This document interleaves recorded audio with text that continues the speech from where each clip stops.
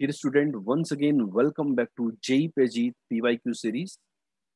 आज हम आप लोगों के लिए लेकर के आए हैं जेई एडवांस या you can say IIT JEE 2009 के प्रॉब्लम्स जो कि chapter definite integration in area से आए थे। आपने अभी तक हमारे चैनल को सब्सक्राइब नहीं किया है तो कर लें, क्योंकि आपको यहाँ पर मैथमेटिक्स का हर एक चीज मिलने वाला है, चाहे आप किसी भी क्लास के बच्चे हो। तो बच्चों शुरुआत करते हैं। यहाँ पे देखिए फर्स्ट क्वेश्चन था जो कि 2009 में 4 मार्क्स का पूछा गया था पेपर 2 में। आई एन, ये एस टी की डिनोट करता है कि this question is of the more than one correct type of question. ठीक है, यहाँ पे नेगेटिव मार्किंग थी -1 आउट ऑफ 80 नंबर्स का पेपर था पेपर 2। तो देखो आपको आई एन नजर आ रहा है डियर स्टूडेंट। आई एन में आपको -a से a की प्रॉपर्टी नजर आ रही होगी, तो मैं इसको 0 से a कर देता हूँ। What I will say function itself sine n x divided by 1 plus pi की power x sine x plus f of minus x, that is sine of minus nx upon 1 plus pi की power minus x into sine of minus x. Dear student, you must remember that sine of minus theta is equal to sine of theta. Sine of minus theta is equal to sine of minus of sine theta. यहाँ से एक negative बाहर आएगा, यहाँ से एक negative बाहर आएगा, नेगेटिव नेगेटिव एक दूसरे को खत्म कर देंगे, एक दूसरे का खून के प्यासे हैं, राइट। तो 0 से पाई, what you are going to get sine of nx divided by sine x. ये तो डियर स्टूडेंट आपके यहाँ पे कॉमन आ गई है दोनों टर्म से। फर्स्ट टर्म में आपको मिलने वाला है 1/1 प्लस पाई की पावर एक्स, और ये जो सेकंड टर्म है पाई की पावर माइनस एक्स, एलसीएम लेंगे तो पाई की पावर एक्स अपॉन पाई की पावर एक्स प्लस 1 dx। यदि आप ऑब्जर्व करें तो ये कैंसिल हो रहा है। So I n is nothing but 0 to pi sine of n x upon sine x dx। ये आपका आई एन आ चुका है, ठीक है। अब आई एन जो है वो आई एन प्लस 2 के इक्वल है या आई एन प्लस 1 के इक्वल है। चलो एक काम करता हूं, मैं यहाँ पर मैं आई एन प्लस 2 और आई एन इन दोनों का डिफरेंस कंसिडर करता हूँ, लेट्स। ठीक है, तो ये क्या होगा, आई एन मुझे पता चल गया सिंप्लीफाइड फॉर्मेट में ये है, तो आई एन प्लस 2 हो जाएगा dear student sine of n plus 2x upon sine x. और आई एन क्या हो जाएगा, सेम लिमिट के अंदर है तो मैं डायरेक्ट माइनस कर सकता हूँ, sine of n x upon sine x dx। अब कुछ लोगों के माइंड में आता है कि सर आपने आई एन प्लस 2 इन दोनों का क्यों नहीं लिया, आई एन प्लस 1 वाले का डिफरेंस क्यों नहीं लिया। तो देखो डियर स्टूडेंट्स, आप यहाँ पर न्यूमरेटर में sign C minus sine D लगाएंगे, एन प्लस 1 लेते तो भी यही लगता। तो लेकिन यहाँ पर sine C minus sine D लगाने का एडवांटेज क्या होगा, 2 time cos C plus D by 2, that is n plus 1 into x into sine C minus D by 2, that is sine x. तो n प्लस 2 लेने से एडवांटेज ये हुआ कि ऊपर न्यूमरेटर में साइन एक्स बन गया, और n प्लस 1 लेते तो साइन एक्स नहीं बनता। ठीक है, तो वो मतलब ऐसा एक्सप्रेशन नहीं बनता, तो साइन एक्स से साइन एक्स कैंसिल हो गया। तो now you can easily calculate the right hand side integration, that I n plus 2 minus I n is equal to cos theta. याद कीजिए साइन का डिफरेंशिएशन कॉस होता था, तो कॉस का इंटीग्रेशन साइन होगा दोस्तों, twice of sine n plus 1x divided by n plus 1 limit 0 to पाई। ये आपको क्लियर है, n इंटीजर है, पाई डालेंगे तो integral multiple of pi that is 0 sine, और 0 डालेंगे तो भी 0, तो 0 माइनस 0 इज इक्वल टू 0। तो यहाँ से एक हमने बहुत ही इंपॉर्टेंट कंक्लूजन डिराइव कर लिया dear student, that is I n plus 2 जो होगा एक रिडक्शन फॉर्मूला डिराइव हो गया है हायर डिग्री का लोअर डिग्री के टर्म में, कि आई एन प्लस 2 जो होगा वो आई एन के इक्वल होगा। ठीक है, तो ऑप्शन डी को हम रिजेक्ट कर सकते हैं और ऑप्शन ए को एक्सेप्ट कर सकते हैं। ठीक है, अभी हमारे पास ये टर्म्स आना अभी बाकी हैं, इनके बारे में भी मैं बातचीत करना चाहूंगा आप लोगों से। ठीक है, तो आई होप यहाँ तक की कैलकुलेशन क्लियर हो गई होंगी कि ए ऑप्शन सही है और डी ऑप्शन गलत है, राइट। डी ऑप्शन को चेक किया जा सकता है similarly. Now let's talk about these two terms. Now you have got one relation that in+2 is equal to in, right? अब मुझे इनके बारे में बातचीत करनी है, ठीक है, बी और सी के बारे में। तो बी और सी के बारे में आपको बात करनी है, तो how you will talk about this? Let's talk about the B option, right? That is summation m equal to 1 to 10 I 2m plus 1, that means I3,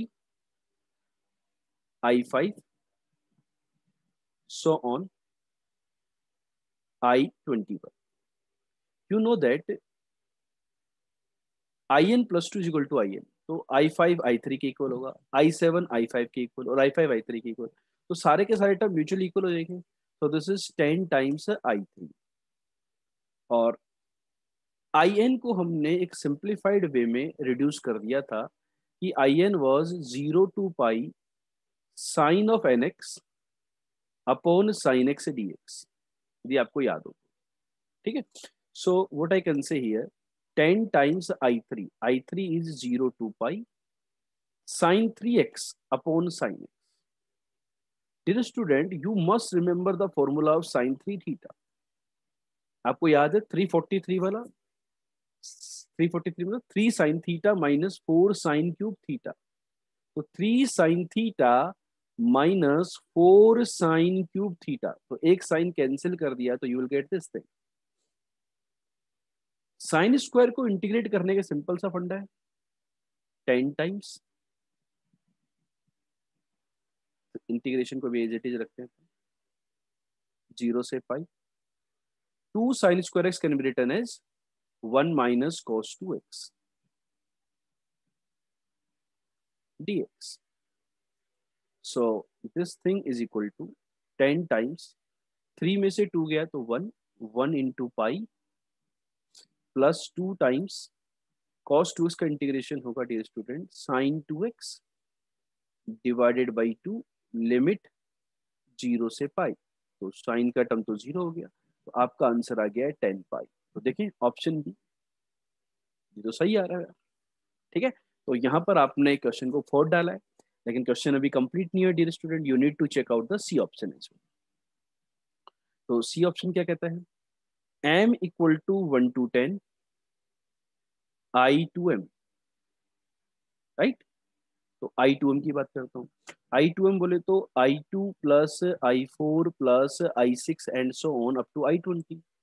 again reduction formula कहता है भाई 2 2 के डिफरेंस भी इक्वल होते हैं, तो I20 I18 के equal, I18 I16 के इक्वल, I4 I2 के इक्वल, तो इनको मैं लिख सकता हूँ 10 times I2।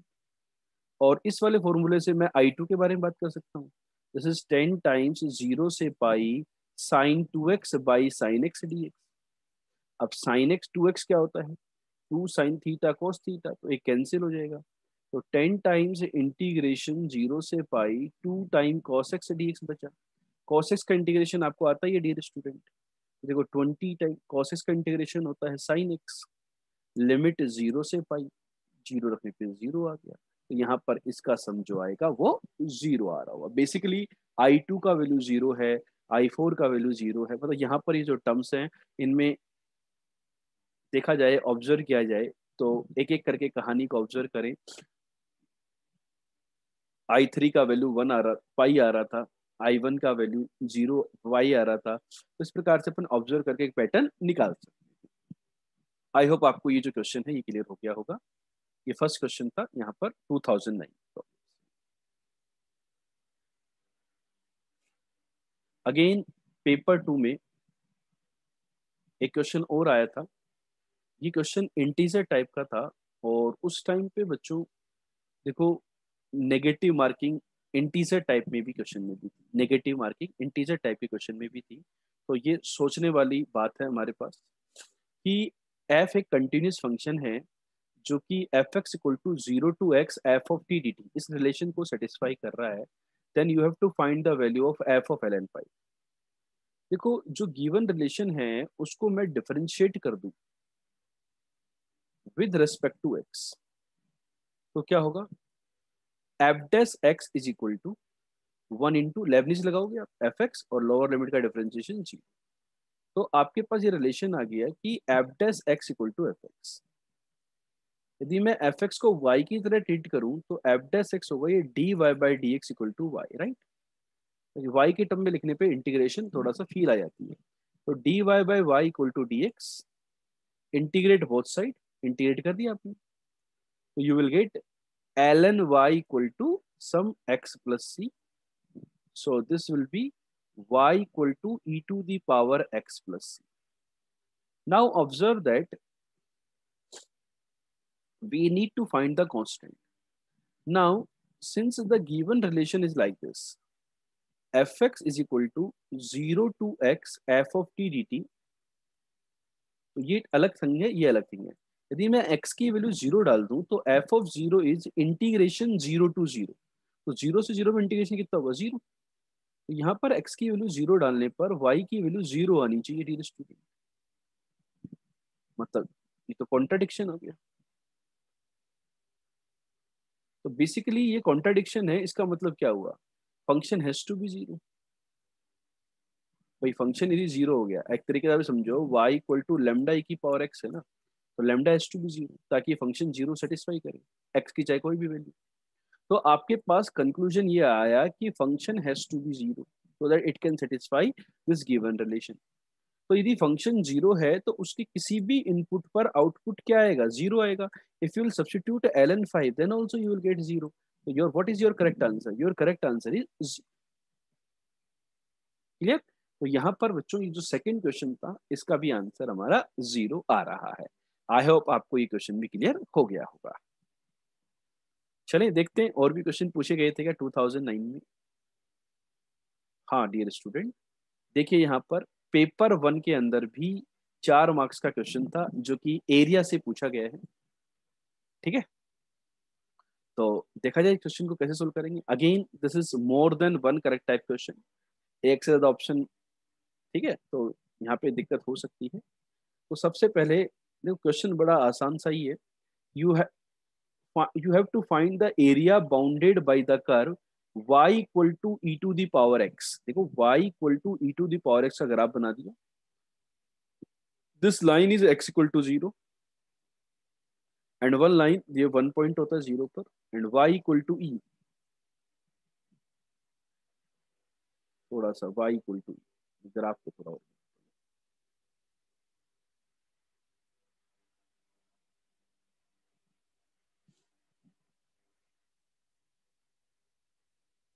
Right. x equal to 1 पर ये function y equal to e वाले लाइन जाएगा।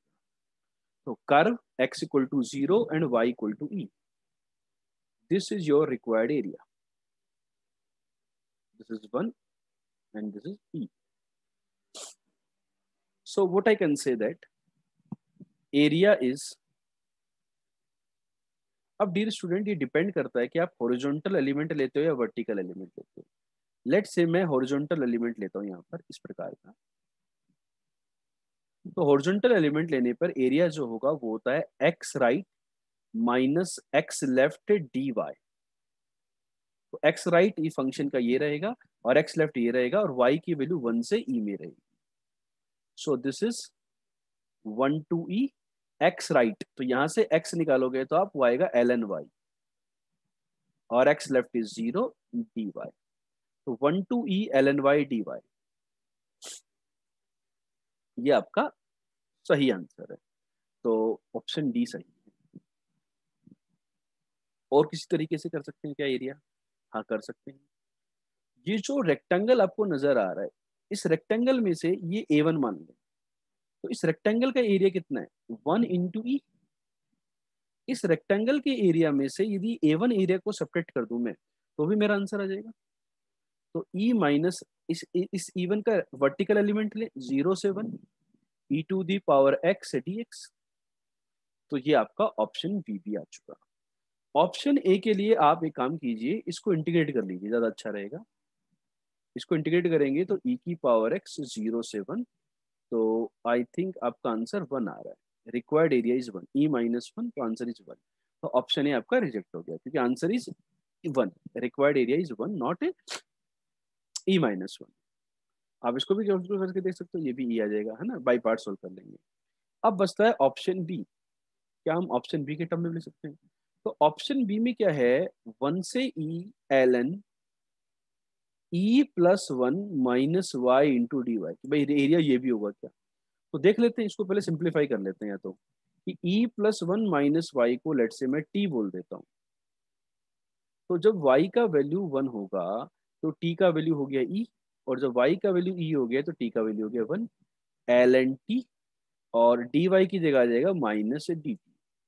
लिमिट्स चेंज कर दो आप, तो वन से ही नेगेटिव कंज्यूम हो जाएगा, that is l n t d t. तो वन से ही l n t d t का आंसर वही होगा जो ऑप्शन डी का है, तो ये बात भी सही है। ऑप्शन बी और ऑप्शन डी एक ही लिखे हुए हैं, तो आपके जो आंसर्स आएंगे वो आएंगे ऑप्शन बी सी डी। ठीक है डियर स्टूडेंट, तो आई होप आपको ये क्वेश्चन भी क्लियर हो गया होगा। ठीक है, तो यहाँ पर आप देखो ऑब्जर्व करें कि किसी भी क्वेश्चन में जो समय है वो ज्यादा नहीं लग रहा है। तो ये जेई एडवांस पीवाईक्यू है। तो देखो बच्चों, हम यदि ओवरऑल बात करें तो टोटल 3 क्वेश्चन पूछे गए, 12 मार्क्स के क्वेश्चन थे, पेपर था 160 मार्क्स का। ठीक है, तो 12 मार्क्स के क्वेश्चन यहाँ पे पूछे जा रहे हैं एक पर्टिकुलर चैप्टर से एक पर्टिकुलर ईयर में। तो आप समझ सकते हैं कि कितना इंपॉर्टेंट चैप्टर ये है। दैट इज, यदि मैं कैलकुलेट करूं तो 3/4, तो 3/4 बोले तो 7.5%। मतलब अकेला चैप्टर जेई एडवांस में 7.5% वेटेज रख रहा है। तो इसके हर साल के क्वेश्चन बहुत ही जरूरी से सोल्व करने हैं, और इनको अच्छे से आनंद उठाइए, हमारे वीडियो सॉल्यूशन देखते रहिए, और लाइव कोर्सेज के लिए आप हमसे कांटेक्ट कर सकते हैं ताकि आप लाइव कोर्सेज भी अटेंड कर सकें। Good day, all the best.